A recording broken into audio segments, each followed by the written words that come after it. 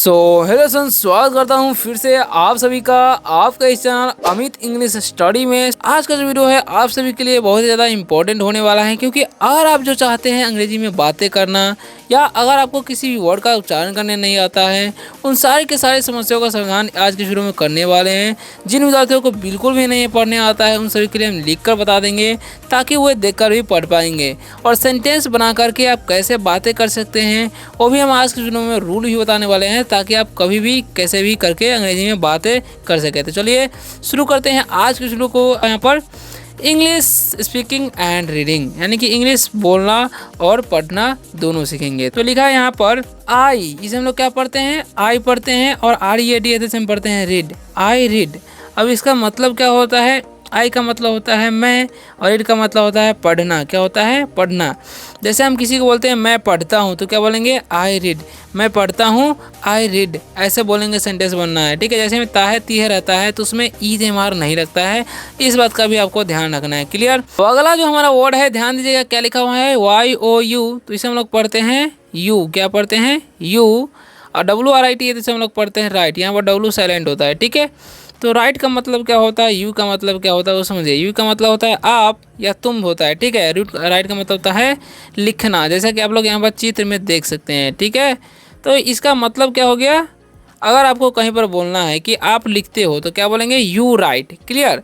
या तुम लिखते हो तभी भी बोलेंगे यू राइट। क्लियर। यू के साथ जो है आपको क्या करना है, वर्ब वन लगाना है। इसका भी आपको ध्यान रखना है। क्या लगाना है, वर्ब का पहला रूप वन लगाना है। ठीक है, तो यू राइट यानी कि राइट जो है वर्ब का वन रूप है, यानी कि पहला रूप है। तो यू राइट यानी कि आप लिखते हो या तुम लिखते हो, इसका मतलब हो जाएगा। अब आगे बढ़ते हैं, अगले सेंटेंस को समझते हैं। ठीक है, तो लिखा है WE, तो हम लोग क्या पढ़ते हैं वी, और PLAY तो हम लोग पढ़ते हैं प्ले। अब इसका भी मतलब समझ लीजिए ध्यान से। तो यू का वी का मतलब क्या होता है, हम लोग होता है। क्या होता है, हम लोग। ठीक है, और प्ले का मतलब क्या होता है, खेलना होता है। क्या होता है, खेलना। अगर हम किसी को बोलते हैं हम लोग खेलते हैं तो क्या बोलेंगे, वी प्ले। हम लोग खेलते हैं, वी प्ले।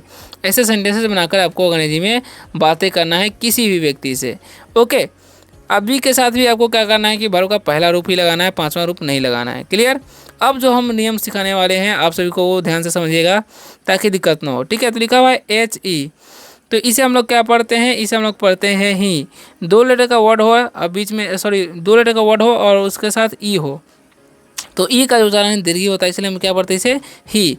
और ऐसा NGS है तो इसे हम लोग पढ़ते हैं सिंग्स। क्या पढ़ते हैं, सिंग्स पढ़ते हैं। ठीक है, तो ही सिंग्स। अब ही का मतलब क्या होता है, वह होता है। ठीक है, सिंग्स मतलब गाना होता है। ठीक है, तो अगर हम किसी को बोलते हैं वह गाता है तो क्या बोलेंगे, ही सिंग्स। देखिए ही के साथ आपको क्या करना है, वर्ब का पांचवा रूप लगाना है, V5। ठीक है, तो इसका आपको ध्यान रखना है। ओके, तो ही सिंग्स यानी कि वह गाता है। आगे बढ़ते हैं, अगला जो हमारा सेंटेंस है, वर्ड है, क्या ध्यान दीजिएगा।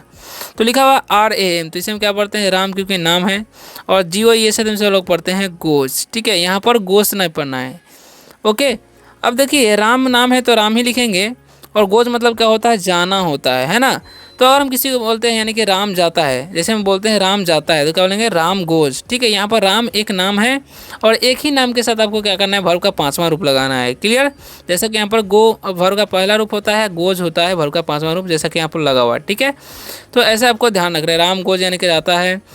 अब सीता गोज बोलेंगे तो यानी कि सीता जाती है। तो ऐसे सेंटेंस बनाना है जिसमें अकेला नाम किसी का हो या अकेला व्यक्ति हो, तो उसके साथ वर्ब का जो है पांचवा रूप लगाना है। ठीक है, अब लिखा हुआ है SHE, तो हम लोग पढ़ते हैं सी, और CRISE है तो हमसे पढ़ते हैं क्राइज, सी क्राइज। अब यहाँ पर भी समझिएगा ध्यान से। ठीक है, सी का मतलब क्या होता है, वह होता है। ठीक है, क्राइज मतलब होता है रोना होता है। ठीक है, तो अगर हम किसी लड़की के बारे में बोलते हैं वह रोती है तो क्या बोलेंगे, सी क्राइज। ठीक है, ऐसे बोल सकते हैं। अब देखिए सी के साथ भी आपको क्या करना है, वर्ब का पांचवा रूप लगाना है। क्लियर। जब किसी एक का बोध होता है तो वहाँ पर पांचवा रूप लग जाता है। अगर लिखा हुआ IT, तो इसे हम लोग क्या पढ़ते हैं, इट, और इसे पढ़ते हैं हम लोग फ्लाइज। ठीक है, तो इट फ्लाइज। अब इसका मतलब क्या होगा, तो इट का मतलब हो जाएगा यह। क्या हो जाएगा, यहाँ पर ध्यान से समझिएगा, यह। ठीक है, फ्लाई मतलब होता है उड़ना होता है। क्लियर, तो यह उड़ती है तो बोलेंगे इट फ्लाइज। क्लियर, तो यानी कि ईट के साथ भी आपको क्या करना है, वर्ब का पांचवा रूप ही लगाना है। क्लियर। अगले बार THE होता है, जैसे हम लोग पढ़ते हैं दे, और RUN है तो इसे लोग पढ़ेंगे रन, रून नहीं पढ़ेंगे, यू का उच्चारण अ होता है। ठीक है, तो दे रन यानी कि वे लोग, क्या हो जाएगा, वे लोग। रन मतलब क्या होता है, दौड़ना होता है। ठीक है, यानी कि वो लोग दौड़ते हैं। क्या होता है, और हम किसी को बोलते हैं वे लोग दौड़ते हैं तो क्या बोलेंगे दे रन। ठीक है, वैसे यहाँ पर अकेले दौड़ रहा है लेकिन 2 3 4 आदमी रहेगा तो दे का प्रयोग करते हैं। ठीक है, तो दे रन यानी कि वे लोग दौड़ते हैं। तो दे के साथ भी आपको क्या करना है, वर्ब का पहला रूप लगाना है, इसका भी आपको ध्यान रखना है। क्लियर। अब आगे बढ़ते हैं, अगले सेंटेंस को समझते हैं। तो आगे लिखा हुआ है रीता, इसे हम लोग क्या पढ़ते हैं, रीता पढ़ते हैं। और COMES से हम लोग पढ़ते हैं कम्स, यानी कि रीता कम्स। ठीक है, तो रीता है तो रीता ही लिखेंगे। क्या लिखेंगे, रीता, क्योंकि नाम है। और कम्स मतलब क्या होता है, आना होता है। ठीक है, अगर हम बोलते हैं किसी को रीता आती है तो क्या बोलेंगे, रीता कम्स। ठीक है, ऐसे सेंटेंस बनाकर आपको अंग्रेजी में बातें करना है। क्लियर। अब देखिए यहाँ पर क्या लिखा हुआ है, SONU। तो यहाँ पर भी एक नाम है तो इसे हम क्या पढ़ते हैं, सोनू पढ़ेंगे। क्या पढ़ते हैं, सोनू। ठीक है, और AND है तो इसे हम लोग पढ़ते हैं एंड, सोनू एंड। MONU है तो इसे हम पढ़ते हैं मोनू, सोनू एंड मोनू। LAUGH तो इसे हम लोग पढ़ते हैं लाफ, यानी कि यहाँ पर जीज का जो उच्चारण क्या होता है, फ होता है। ठीक है, तो सोनू एंड मोनू लाफ है। अब इसको समझिएगा ध्यान से। ठीक है, तो सोनू नाम है तो क्या हो जाएगा, सोनू होगा क्योंकि नाम है। और एंड का मतलब हो जाएगा और मोनू नाम है तो मोनू ही होगा। ठीक है, लाफ का मतलब क्या होता है, हंसना होता है। क्या होता है, हंसना। ठीक है, तो अगर हम बोलते हैं सोनू एंड मोनू लाफ, यानी कि सोनू और मोनू हंसता है तो क्या बोलेंगे, सोनू एंड मोनू लाफ। यानी कि 2 नाम रहेगा तो आपको क्या करना है, वर्ब का पहला रूप ही लगाना है। क्लियर, अब समझ गए। अब देखिए आगे क्या लिखा हुआ है, तो आगे समझिएगा ध्यान से। तो लिखा हुआ आई, तो इसे हम लोग क्या पढ़ते हैं, इसे आई ही पढ़ते हैं। और DO है तो इसे हम लोग पढ़ते हैं डू। और NO2 है तो इसे हम पढ़ते हैं नोट। CUT है तो इसे हम लोग पढ़ते हैं कट, यहाँ कुट नहीं पड़ेगा। ठीक है, अब देखिए आई का मतलब क्या होता है, मैं होता है। डू का मतलब होता है करना। नॉट का मतलब क्या होता है, नहीं होता है। कट का मतलब होता है काटना। तो अगर हम किसी को बोलते हैं आई डू नॉट कट, यानी कि मैं नहीं काटता हूँ। ठीक है, तो अब जो है नेगेटिव सेंटेंस में आ चुके हैं हम लोग। तो मैं बोलता हूँ मैं नहीं काटता हूँ तो क्या बोलेंगे, आई डू नॉट कट। यानी कि देखिए आई के साथ क्या करना है, आपको डू का ही प्रयोग करना है। जब नेगेटिव सेंटेंस हो तो आई के साथ क्या करना है, डू का ही प्रयोग करना है। ठीक है, उसके बाद नॉट का प्रयोग होगा। तो इसका आपको ध्यान रखना है। अब आगे बढ़ते हैं, अगले वर्ड को अच्छी तरीके से समझते हैं कि क्या क्या होने वाला है। तो आगे लिखा हुआ YOU, तो हम लोग क्या पढ़ेंगे, यू। DONT तो हम पढ़ते हैं डोंट, यानी कि यहाँ पर डू उसके बाद नॉट यहाँ पर छुपा हुआ है। ठीक है, तो ये यू डोंट ईट। ओके, अब देखिए इसका मतलब समझिए ध्यान से। तो यू का मतलब क्या हो जाएगा, आप। डोंट का मतलब हो जाएगा मत या नहीं भी बोलते हैं। ठीक है, और ईट का मतलब होता है खाना। और हम बोलते हैं यू डोंट ईट, यानी कि इसका मतलब क्या हो जाएगा, आप नहीं खाते हो या तुम नहीं खाते हो बोलेंगे तो बोलेंगे यू डोंट ईट। यानी कि यू के साथ क्या करना है, आपको डू का ही प्रयोग करना है, उसके बाद नॉट का प्रयोग करना है। तो यहाँ पर डू और नॉट का कॉम्बिनेशन क्या हो गया, डोंट हो गया। ठीक है, तो इसका भी आपको ध्यान रखना है।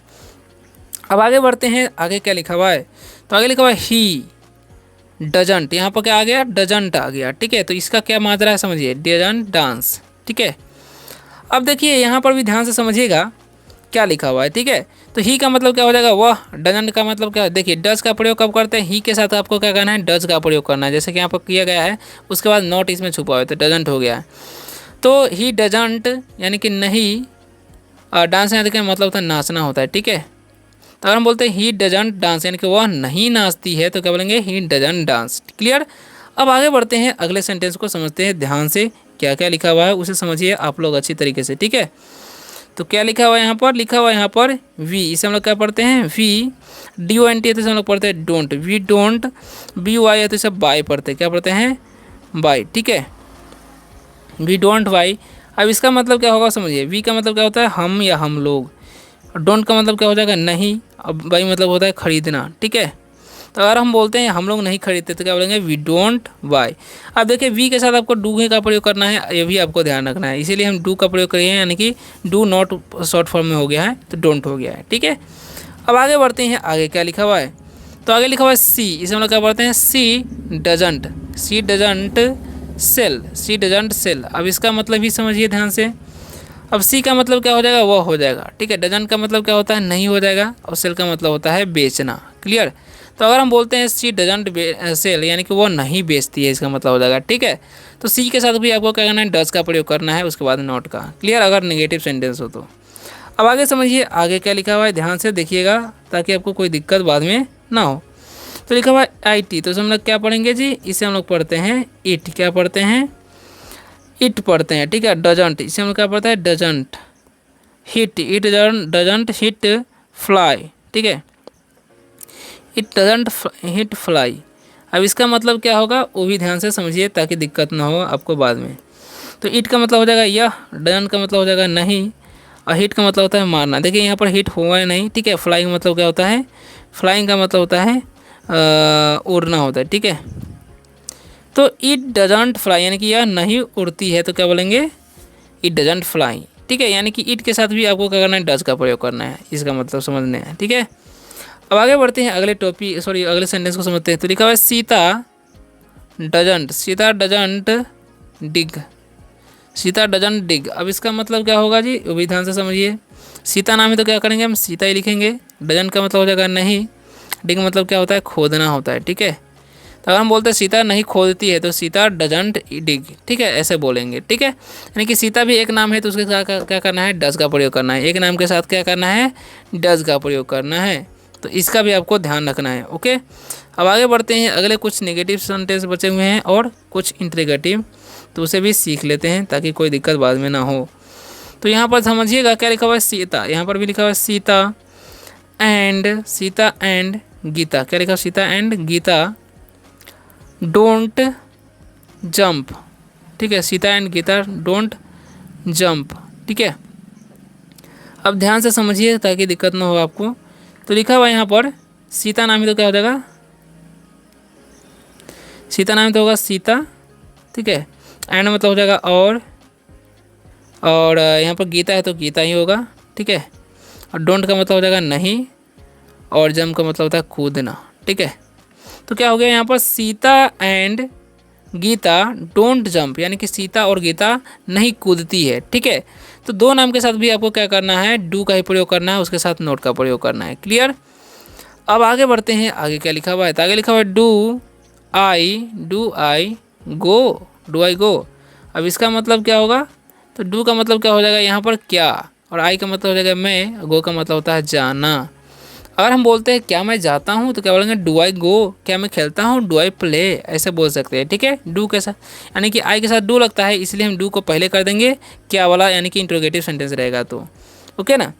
अब आगे बढ़ते हैं, तो अगला सेंटेंस जो हमारा डज, इसे हम लोग क्या पढ़ते हैं, डज ही साउट। अब इसका मतलब क्या होगा जी, वो भी ध्यान से समझिए। तो डज का मतलब यहाँ पर क्या हो जाएगा, क्या। ही का मतलब हो जाएगा वह, साउट मतलब होता है चिल्लाना, ठीक है। तो डज ही साउट यानी कि क्या हुआ, चिल्लाता है, ठीक है। तो डज यानी कि ही के साथ डज लगता है, इसलिए हम डज को पहले ला दिए हैं और उसके बाद जो है सो। तो ही डज ही साउट यानी कि क्या हुआ, चिल्लाता है, तो ऐसे बोल सकते हैं। अगले खबर डू वी स्विम। अब इसका मतलब भी ध्यान से समझिए क्या होगा। डू का मतलब क्या होता है, क्या। अब वी का मतलब क्या हो जाएगा, हम लोग, ओके। स्विम मतलब क्या होता है, तैरना। तो डू वी स्विम, क्या हम लोग तैरते हैं, डू वी स्विम, ऐसे बोल सकते हैं, ठीक है। अब आगे बढ़ते हैं, अगले सेंटेंस को समझते हैं क्या लिखा हुआ है। तो लिखा हुआ है डू आई नॉट वर्क, ठीक है। अब इसका मतलब क्या होगा वो भी ध्यान से समझिए। तो डू का मतलब क्या होता है, क्या। आई का मतलब होता है मैं, नॉट का मतलब होता है नहीं, वर्क का मतलब होता है काम, ठीक है, काम करना। तो डू आई नॉट वर्क यानी कि क्या मैं काम नहीं करता हूँ, तो बोलेंगे डू आई नॉट वर्क, यानी कि डू के साथ आई लगता है इसलिए डू का पहले कर दिए हैं। अगर लिखा डज, तो इसे हम क्या बोलेंगे, डजंट, ठीक है। क्या लिखा, डजंट राधा कम। अब इसका मतलब क्या होगा जी, वो भी ध्यान से समझिए। डजंट का मतलब हो जाएगा यहाँ पर क्या, राधा नाम है तो राधा ही होगा, कम मतलब होता है आना। तो अगर हम किसी को बोलते हैं कि क्या राधा आती है, तो डजंट, क्या राधा नहीं आती है, डजंट राधा कम, क्या सीमा नहीं आती है, डजंट सीमा कम। तो इस तरीके से सेंटेंस बनाकर आप अंग्रेजी में बातें कर सकते हैं। वीडियो अच्छा लगा वीडियो को लाइक कीजिएगा, चैनल को सब्सक्राइब करके जाइएगा अगर आपको इसी तरह से अंग्रेजी पढ़ना लिखना बोलना सीखना है। तो मिलते हैं अगले वीडियो में शानदार से टॉपिक के साथ, तब तक के लिए बाय, टेक केयर।